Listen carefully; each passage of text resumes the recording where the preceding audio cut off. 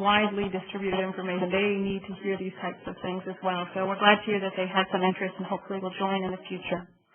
But right now we're going to move on to Dr. Vernon Shia. He's a professor of religious studies at Kenyon College, which is in Ohio. He teaches courses on Islam and world religions, and he's the author of Religious Performance in Contemporary Islam, Shia Devotional Rituals in South Asia. This was published by the University of South Carolina in 1993. He's also written numerous articles on Islam, and he's traveled widely in the Islamic world as well and conducted research in Pakistan, India, Uzbekistan, and Anatolia. His current research concerns the Alevi Bektashi community in Turkey. In his courses, he helps students to think through some of the basic questions of human existence in the light of the answers provided by Islamic teachings. And if you go to Kenyon College's website, you'll see a list of his courses, and it really looks interesting. So we're glad to have you here, and welcome.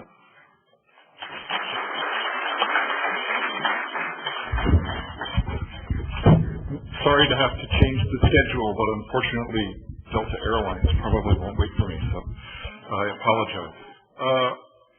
I've been living with Imam Husain for the last quarter of a century. I look back now and realize that that's when I began to really examine Imam Husain. And as I was trying to think about what I was going to say today, I realized that other people would say things before me. And so I'll refer to them as I go. But I'd like to start with a poem in Urdu. And please, I apologize, most of you are from South Asia, my terrible pronunciation. But it's an important couplet. Qatl-e Hussain asl-e marg-e Yazid hai. Islam zinda hota hai har Karbala ke baad. Now what's important about this poem, when I first received it, I had gone off to Lahore to study Urdu, and I was very interested in things Shia and in Imam Husain, and was going to majlises and julus. And there was a man who worked for the program who was a calligrapher, who taught calligraphy. Before I left, he gave me a beautiful piece of calligraphy of this poem, which I still have hanging on my wall. And he said, by the way, Mr. Schubel, this was written by a Sunni poet. This was written by a Sunni poet. CNN, MSNBC, all the various Orientalists like Bernard Lewis, who stand up as experts to tell the Shia what they believe. And then I call them up and try to get them to say, no, they're not doing matam because they feel guilty.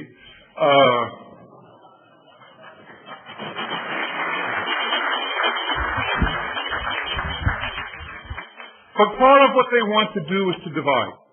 They want to demonstrate how everything is different from everything else. So they want to say, the East is completely different from the West. They want to say Muslims are completely different from Christians, and now they want to say that Sunni and Shia have been completely divided from each other for 1,400 years, and that the current political conflict in Iraq is about the issue over who should have been caliph. And that is all wrong. Part of why it's so wrong, and I was happy to see there is a poster out here, is the argument that why Imam Husain died was because he wanted to be caliph. To treat Karbala as primarily about a struggle for power is to misunderstand how people have understood Karbala over the past 1,400 years. And I'm just checking the time here.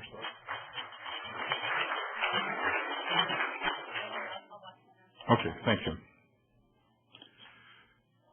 What happened to Karbala is not primarily about politics, because if it was, as Dr. Hashim said, he wouldn't have come with 72 comrades.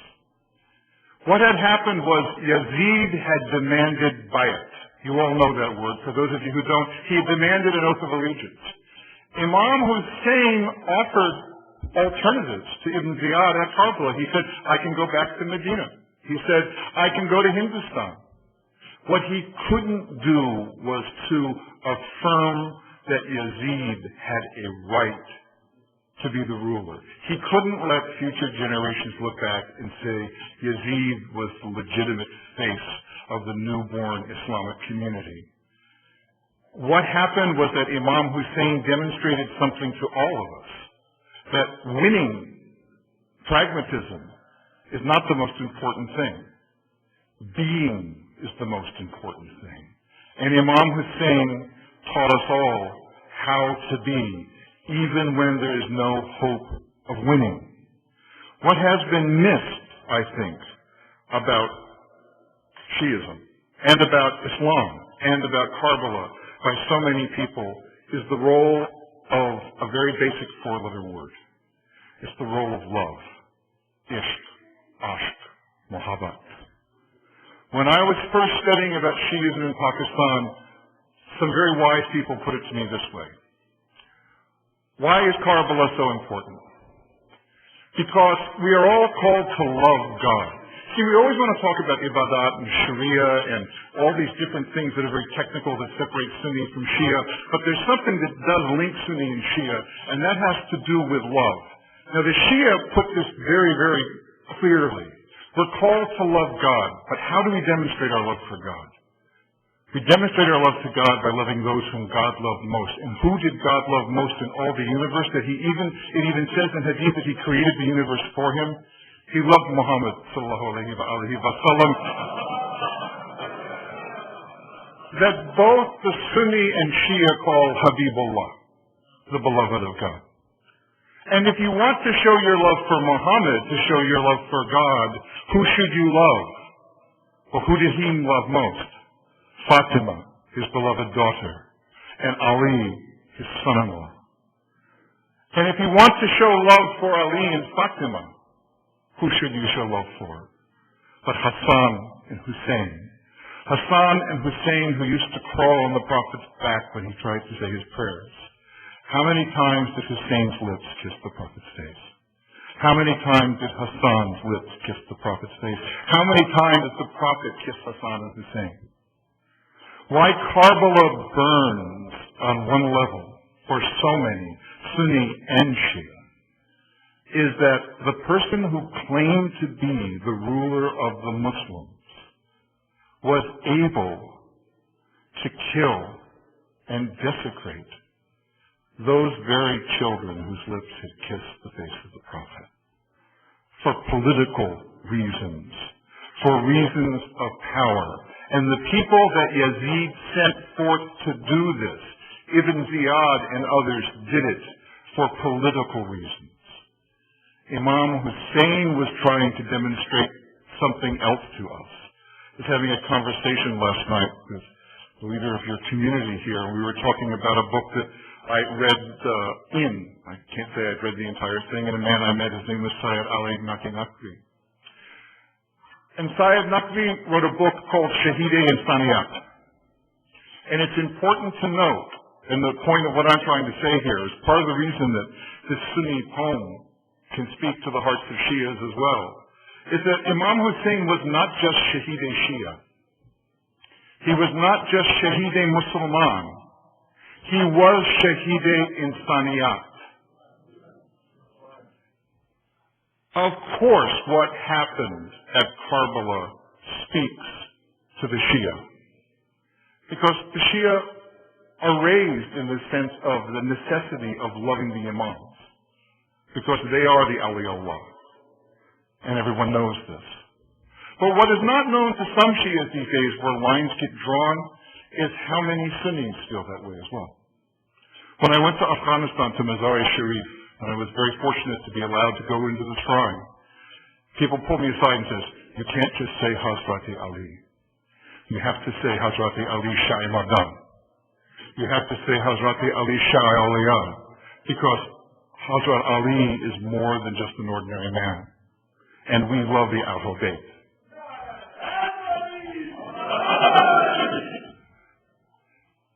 All over the world, I have heard Muslims, Sunni and Shia, say, Ya Ali Madad. This is not just a Shia thing. And the reason is that despite the fact, I listened to the doctor in the English Majlis last night, he made a very wonderful point, that one of the things that the Umayyads tried to do after Karbala was they took that caravan of the survivors and they wanted to take them from town to town so they could humiliate them. And then for decades after, they put their imams in the mimbars so they could stand up and say things that were untrue about the Ahlul Bayt, about Ali, about Imam Husain. But as one of my teachers put it to me, the greatest miracle of that period of Islam was it didn't work. It didn't work. Muslims love Imam Husain, not just Shia Muslims. Muslims love the Ahlul Bayt, not just the Shia. And part of that was because of what happened in terms of tasawwuf. That those Muslims who don't know Imam Ali as Imam Ali know him as Shah Aliyah. They know him as the gate to the city of knowledge. And they love him. And they also love Imam Husain. The thing is that in Pakistan, I'm getting a little nervous. Let me calm down.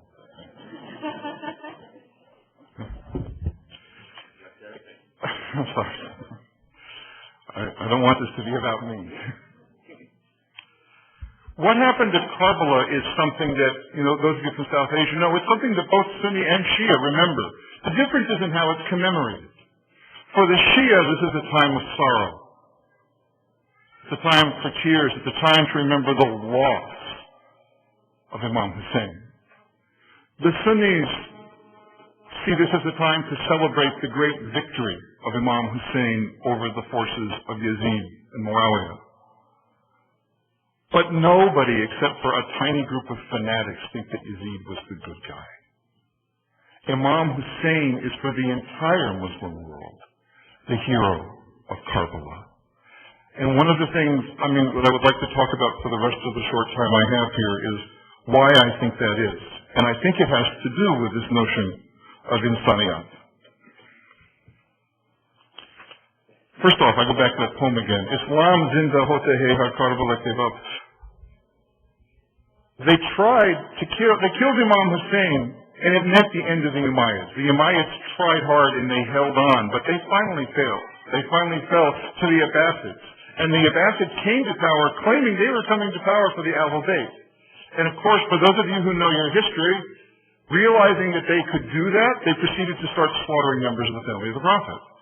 And part of the reason there are so many Shia in South Asia is that many members of the Prophet's family, in fact, had to flee into South Asia to escape the Abbasids.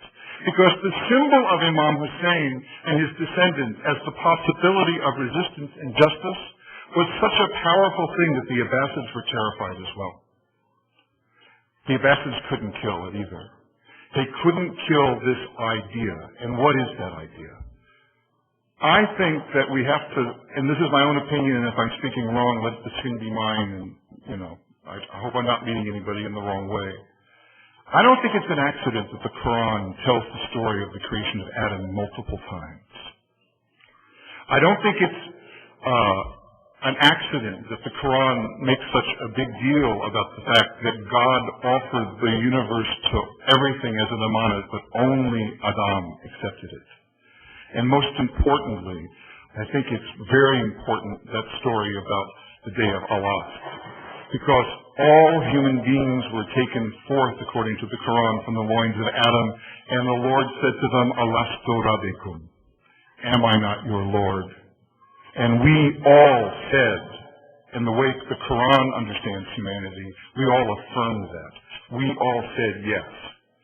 There are those who believe that we are basically animals and the purpose of culture is to teach us to be refined and to not kill and to be altruistic and to care and to love and be willing to self-sacrifice. But that's not the view of the Quran or of Islam. The view of the Quran and of Islam is that human beings were made, Adam was made from clay, but God put his ruh into him. Some of you who know about Mansur al-Hallaj, there's a big debate because Hallaj tries in one of his texts to argue that the mistake Iblis made was he wouldn't bow down before Adam because God had said not to bow down before things made of clay, and maybe he was being a monotheist. And I was talking to some Alavi Bekashis in Turkey, and they said, well, what do you think? And they said, well, what do you think? And I said, I think Iblis was wrong. He said, yes, but do you know why? And I said, no. And they said, because Iblis was not being asked to bow down before the clay. He was asked to bow down before the ruh that was in the clay. God teaches us through human beings. That's why Adam was the first prophet and the first man. God teaches us through the examples of his prophets. God teaches us through the examples of his imams. And not just his imams. Because when we look at Karbala, when we see Karbala, we see how to be. Not just Imam Husain, as powerful as his example. That's why it takes 10 days to explore it. Because all of us, I saw it written out in the hall here. Every day is Ashura, every place is Karbala. Isn't it? Aren't we all asked every day to make moral choices? To choose between the path of ease, to choose I'm trying to find a polite way to say this, to kiss up to power, to please the wealthy and the powerful who can help us get better jobs and make more money and do the things that we want. How many times are we at our own personal Karbala every day? And we're being asked to choose. We're being asked to choose how to be. And how do we know how to be? Because we look at those stories. We look at, one of my favorites is the story of Hur-Riyahi. He had been offered the province of Rai if he would just go along with Ibn Ziyad and force Imam Husain to give bayat. And at the last minute, when it was sure that Husain was going to be killed, he left Ibn Ziyad's camp and he went to Imam Husain, and Imam Husain looked at him and said, "Today you are truly Hur. You are truly free." That's a wonderful story. That's a story you hear it once, it never goes away. It's such a powerful story. In the story of Karbala, we see people deal with the loss of husbands. We see people deal with the loss of sons. We see people at a moment when all of the hierarchical things we normally think about, our status in the world, all of those things are pushed aside, they're pushed away, and we look and see, what does it mean to be a true human being? The purpose of Islam, I suggest to you, is not to replicate more Muslims. The purpose of Islam is not to make more Muslims. The purpose of Islam is to make truly human beings. That's why God has always taught through the medium of human beings. That's the message of Islam and the prophets. That's the message of Shiism. That's the message of the Sufi tradition. That God teaches through the awliya. That we need to be guided by others and by each other. And if we do that, if we can become that, then we do something remarkable in the world. And now let me suggest something else. That's why this story speaks beyond just Shias and just Sunnis. Because humanity is born again after every Karbala. Because why does this story resonate within us all? Within those of us, I mean, I consider myself a Muslim, but, I certainly have lots of Christian and Jewish and Buddhist friends who I deeply respect because I see in them true humanity.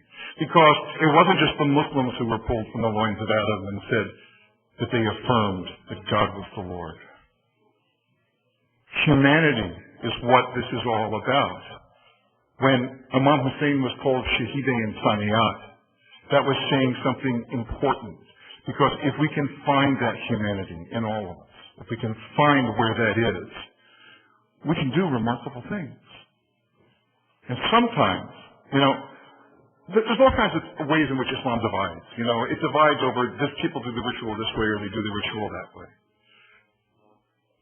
Another way is that, people want to do Sufism because they want to do something magical. But a very wise Shia in Pakistan told me, a lot of people, they want to get involved in mysticism so they can learn to fly, or they can go into the ghaib, or they can tell the future. And he said, try to find a sheikh who's a good man, who's an honest person. There is no greater miracle than a person who has only one face. That's who Imam Husain was.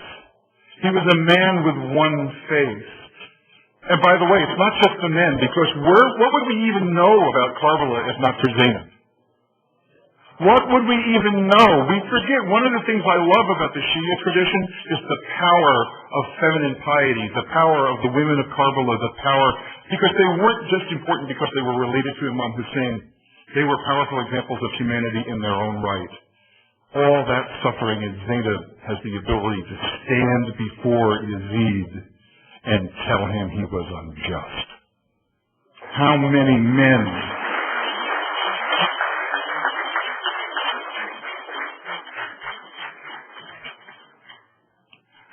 men would have had that? When I look to this tradition, when people ask, I've had people say, you're a 6'3" white guy from Oklahoma, why did you become a Muslim? Is it some kind? It's because I see in these stories, in these narratives, the best of what humanity is. And those stories find their way in, Rumi, Attar, probably Sunnis, although I'm not sure.